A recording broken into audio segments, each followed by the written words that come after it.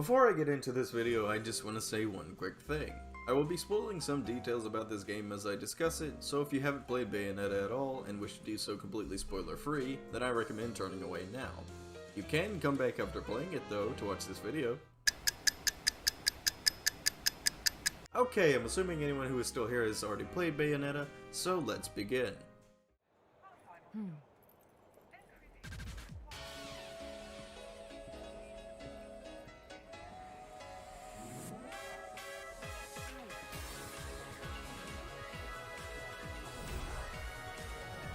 Bayonetta is a game that I only heard about a few times, but never really paid much attention to. And I only learned a bit more about who Bayonetta was due to the fact she was DLC in Smash 4. And then one lazy day during the summer Steam sale not too long ago, I noticed that Bayonetta was one of the games on sale. So I figured, why not give it a shot? I definitely did not know what I was getting myself into when playing this game, and better late than never I suppose, considering the 10th anniversary of this game wasn't too long ago. In case you don't know, Bayonetta is this woman. She's an Umbran witch with really long legs that knows how to kick ass and look good while doing it. She's on a journey to find out exactly who she is since her memory has gotten a little fuzzy from being asleep in a coffin at the bottom of a lake for a good 20 years. Now before I continue on, I would just like to make one thing clear. This is not a full-on review of Bayonetta. I don't pay enough attention to details and things like that to call the story of this game good or not, or to determine how good or bad this game is overall. This video is simply the things that I like and dislike about Bayonetta. However, there are other videos out there that are from good reviewers and creators, so I recommend you check them out instead. So without further ado, let's dance everybody! So what exactly do I like about Bayonetta? Well, there's quite a lot to like. First off, the game was developed by Platinum Games, who are quite well known for other games such as Metal Gear Rising: Revengeance, Nier Automata, Astral Chain, and many others. Now while Bayonetta isn't exactly a purely hack and slash type of game like a few of those, it still has that Platinum sort of appeal to it. It's an action-packed adventure with plenty of enemies to kill and plenty of weapons to do it with. Now starting off, of course, you won't have too much to work with, but as the game progresses you can find these golden LPs to unlock more of the weapons Bayonetta can use. And these aren't the usual type of weapons you'd find in games like these. My personal favorites are ʰᵃᵃ the Katana and Lieutenant Colonel Kilgore. At least I think that's what it is. The rocket launchers. The weapons can also add a little flair to Bayonetta's outfit, one giving her a tutu and another giving her a neat looking mask, which further proves she's Joker's mother. I mean, what? Anyways, weapons are the only thing that Bayonetta can use to bring the pain. While fighting, you are constantly filling up your magic meter, which when filled up enough lets you pull off a torture attack. These attacks deal major damage to enemies, most of the time killing them outright, though that can depend on what difficulty you're playing on and what enemy it is used on. Another thing that helps in combat is Bayonetta's Witch Time mechanic. Witch Time is activated whenever you dodge an attack at the last possible second, which in turn slows down time for a small bit, so you can rebound with an attack, or 7 of your own. All these put together makes a really enjoyable combat system and overall fun gameplay. Most of the time at least.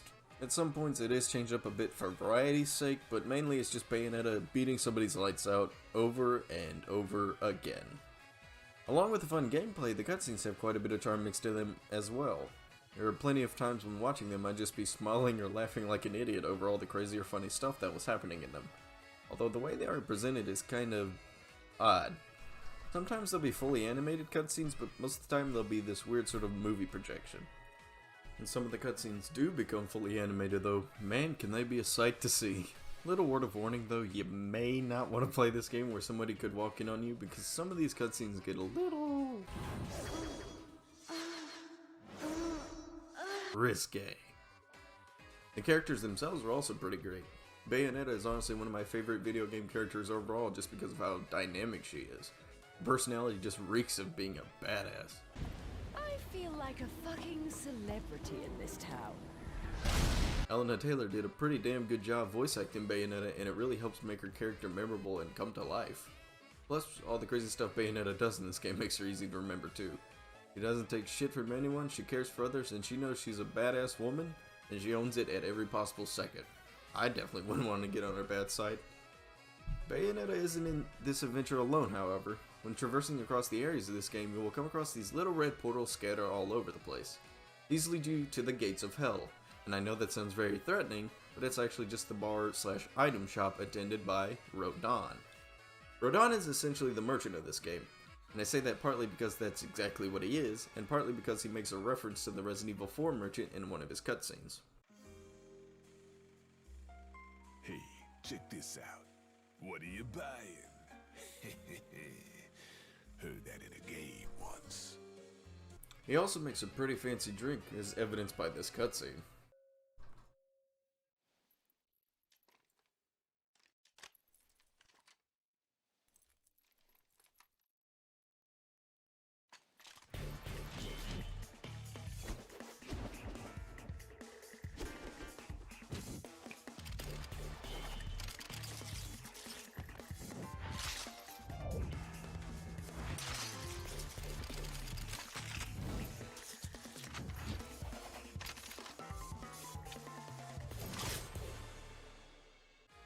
Ḥᵃᵃ is also voiced by Dave Fennoy, who played Lee in The Walking Dead, so I immediately enjoy his character.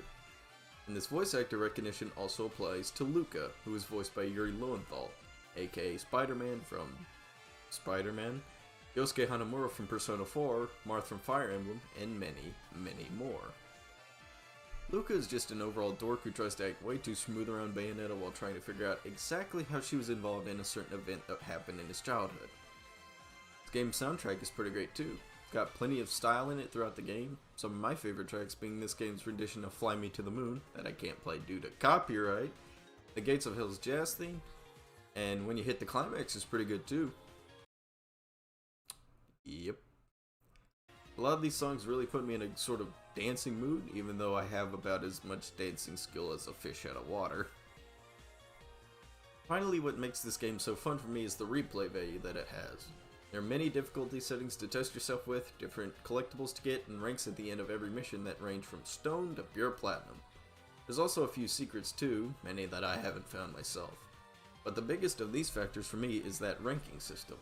At the end of every battle you're given a rank as well, in addition to the end rank, and then they all add up to that end mission rank. The ranks can serve as a sort of motivation, or maybe a hindrance, to wanting to play the mission again.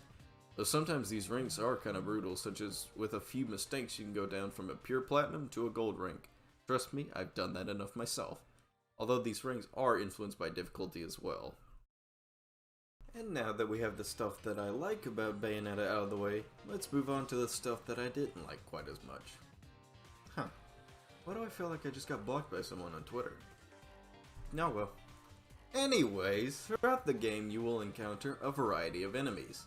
Some of these enemies are a pain in the ass. Specifically Grace and Glory and the Kinship.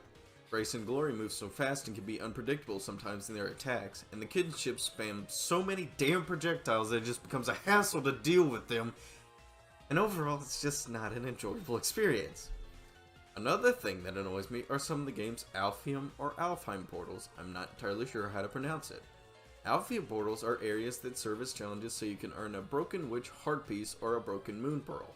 Collecting 4 of each results in increase to your health or your magic meter respectively. Now, most of these challenges are fine, but there are some that just feel like too much of a struggle to do. One such is staying in the air without touching the ground for a full minute. Of course, my own inability to do these challenges plays a part in it, but still, a whole minute? Couldn't it have been short down just a little bit? Additionally, some of these portals require odd triggers to activate.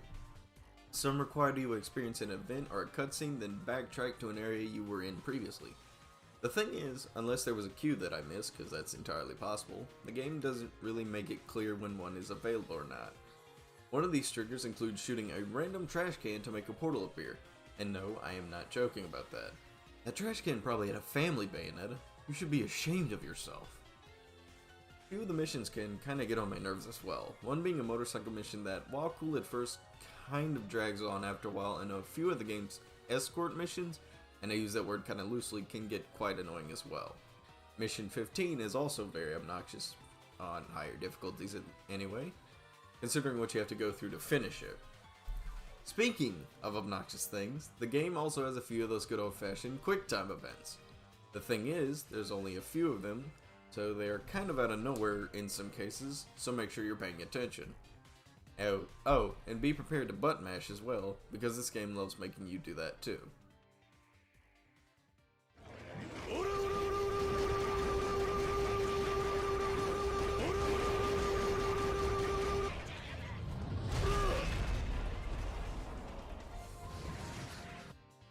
Also, sometimes whenever coming out of a cutscene, an enemy will immediately attack you when you aren't expecting it. On multiple playthroughs, this isn't such a problem, but on your first playthrough, it just kind of feels like the game cheap shot you. At least that's how I felt. There are a few other things, but they are more so nitpicks of mine that probably wouldn't annoy other people, so I'll just leave them off.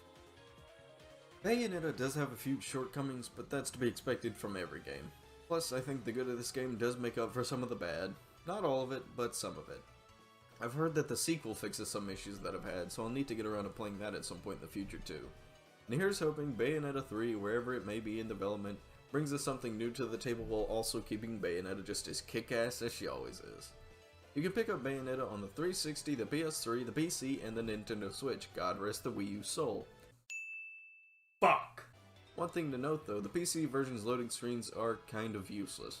It serves as a place to practice your moves, but since everything loads fast enough, you don't really practice anything except for Bayonetta's idle animation. Now before I head off from this video, I'd like to ask you all for your thoughts. What do you find enjoyable about Bayonetta if you've played it? What do you find not so enjoyable about it? Have you been holding back on playing this game? I do recommend playing it. My first time through the game was pretty great. You know what they say, you never forget your first time. Hey, if this game can be sexual, I can too. I'd love to hear your thoughts though. Just please, try not to spoil too much for those who haven't played these games and are interested. We don't want to take away any enjoyment they may have. Now do we? Okay, and with that, I have another scripted video under my belt. Yeah, honestly didn't think I'd be doing another one of these, but I've had these... I've been thinking about doing a video on Bayonetta for quite a while now. And I decided might as well do it.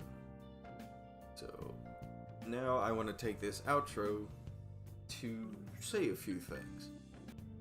Secondly, I would like to thank everyone who watched my Smash video.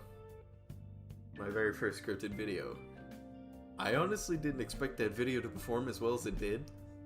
Because as you can see from most of my videos get about 1 or 2 views. I didn't expect that one to get, I think it's near 700. So thank you all for that. And I know this video won't get as many views as that because Bayonetta isn't exactly a wide topic as Smash, but still, anybody who watched that, thank you very much. It's very nice to see. And that's about it, so I'll see you next time for the next video I make. Whether it be a Let's Play or another scripted video, I don't really know. But I'll see you next time, and have a great day. Ciao.